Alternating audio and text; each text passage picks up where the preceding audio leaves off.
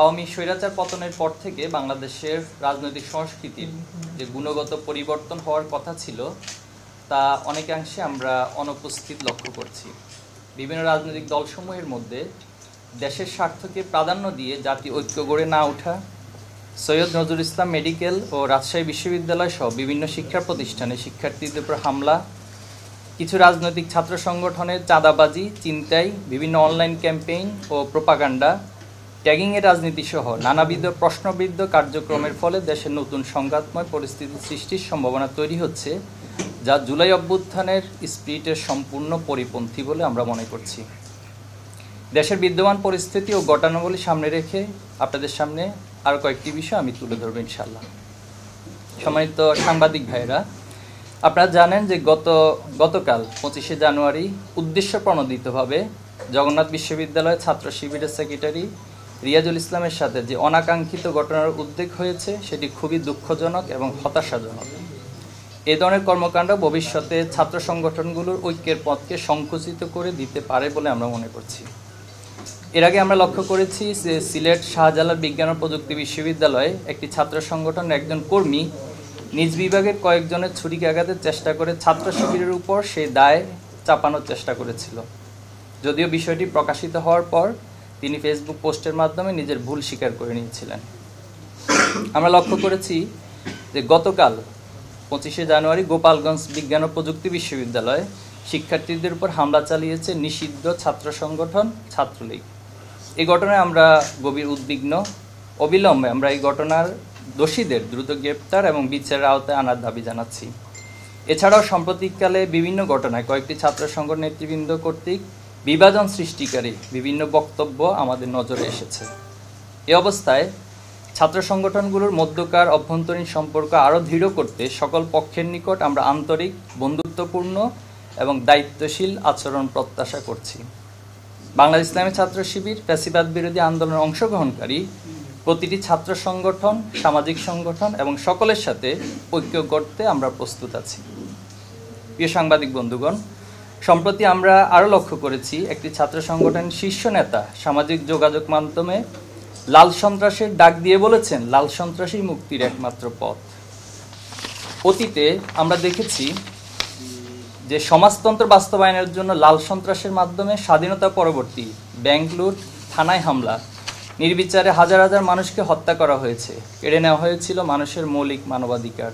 আমরা যদি সেই লাল সন্ত্রাস মাথাচাড়া দিতে দেই, তাহলে দেশের ছাত্র জনতার ঐক্যবদ্ধভাবে যে ঐক্য সেটা ব্যাহত হওয়ার সম্ভাবনা রয়েছে। এই ধরনের বক্তব্য ছাত্র সংগঠনে জাতি ঐক্য বিনষ্ট এবং সংঘাতময় পরিস্থিতি তৈরি করতে পারে বলে আমরা আশঙ্কা করছি।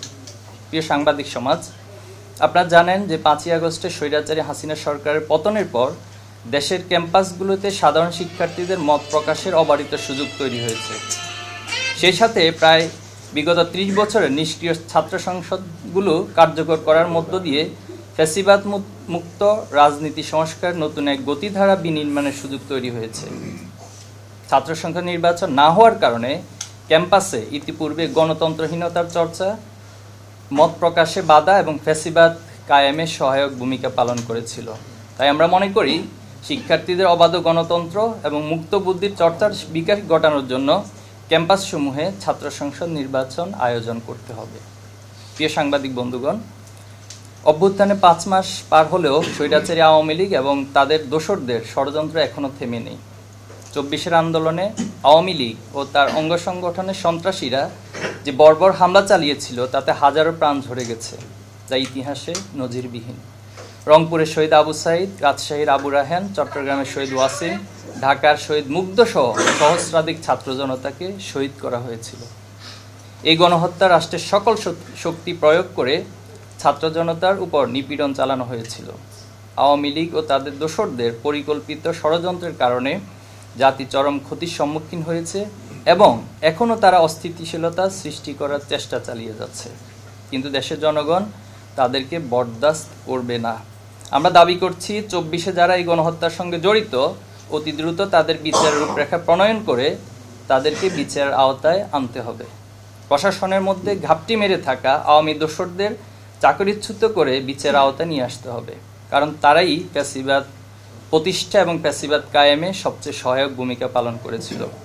এছাড়াও দেশের আইনশৃঙ্খলা পরিস্থিতি এখনও অনেকাংশে ভঙ্গুর অবস্থায় রয়েছে।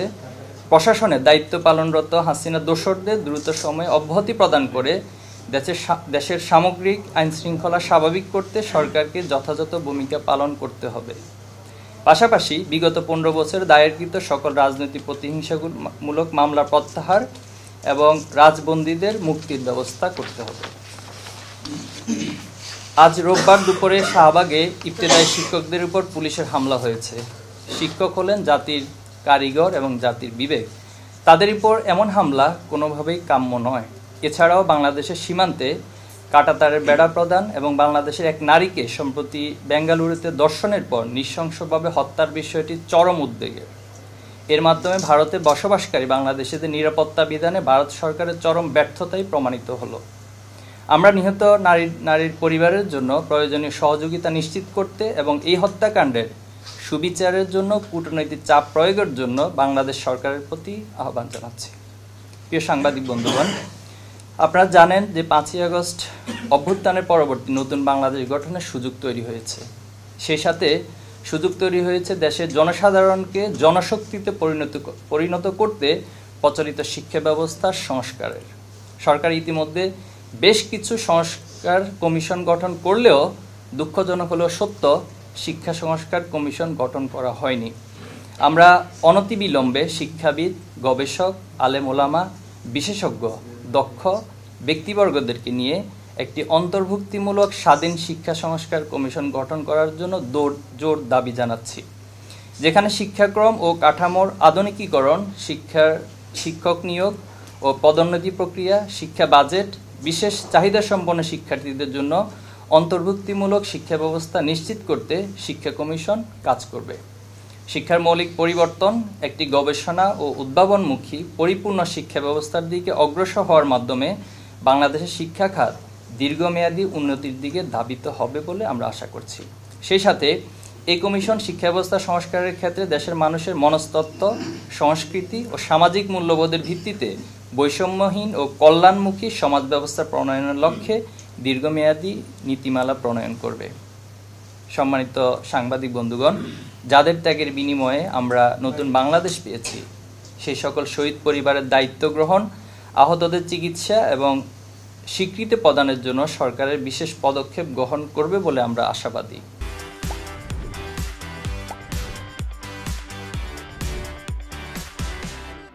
দেখুন, প্রত্যেকটি দেশের কিছু সামাজিক এবং পলিটিক্যাল কালচার গড়ে ওঠে। তো পৃথিবীর অপর দেশগুলোতে পলিটিক্যাল কালচারটা এরকম না যেটা আমাদের বাংলাদেশে হয়। এবং বাংলাদেশে আপনি যদি হিস্ট্রিক্যালি অ্যানালিসিস করেন, এখানে প্রত্যেকটা মানে গুরুত্বপূর্ণ ইভেন্টে আসলে ছাত্রদেরই ভূমিকা ছিল। যত ধরনের বড় বড় ইভেন্ট এখানে হয়েছে, আন্দোলন হয়েছে, সংগ্রাম হয়েছে, লড়াই হয়েছে, অধিকার আদায় হয়েছে।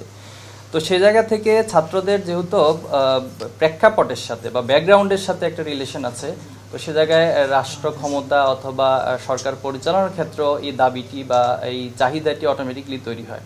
তো সেই জায়গা থেকে আমার মনে হয়েছে যে বৈষম্য বিরোধী প্ল্যাটফর্ম তৈরি হয়েছিল। তারপরে সেখানে সরকারের কয়েকজন উপদেষ্টা আছে, ছাত্রদের প্রতিনিধি, এবং সাধারণ মানুষের একটা চাহিদা তৈরি হয়েছে যে শিক্ষার্থীরা, তরুণরা তারা রাজনীতিতে এগিয়ে আসুক। যেহেতু দীর্ঘদিন হচ্ছে বিরাজনীতিকরণ অথবা হচ্ছে একমুখী রাজনীতিকরণ অথবা ফ্যাসিবাদী রাজনীতি ছিল, সে কারণে আসলে যারা সত্যিকার অর্থে সচেতন অথবা যারা সত্যিকার অর্থে মেধাবী, তারা আসলে রাজনীতিতে আসার জন্য সেভাবে উৎসাহিত হয়নি। আমার কাছে মনে হয় যে সেই উৎসাহেরই একটা ধারা তৈরি হয়েছে। তবে এখানে বাস্তবতাকে উপলব্ধি করেই অগ্রসর হওয়ার জন্য আমার পরামর্শ থাকবে, ইমোশনাল কোনো ডিসিশন না নিয়ে আবেগ, বাস্তবতা, চাহিদা সব কিছু সম্মেলনে যদি ছাত্ররা সিদ্ধান্তগুলো নিতে পারে, তাহলে সেটাই দেশের জন্য, জাতির জন্য কল্যাণ হবে।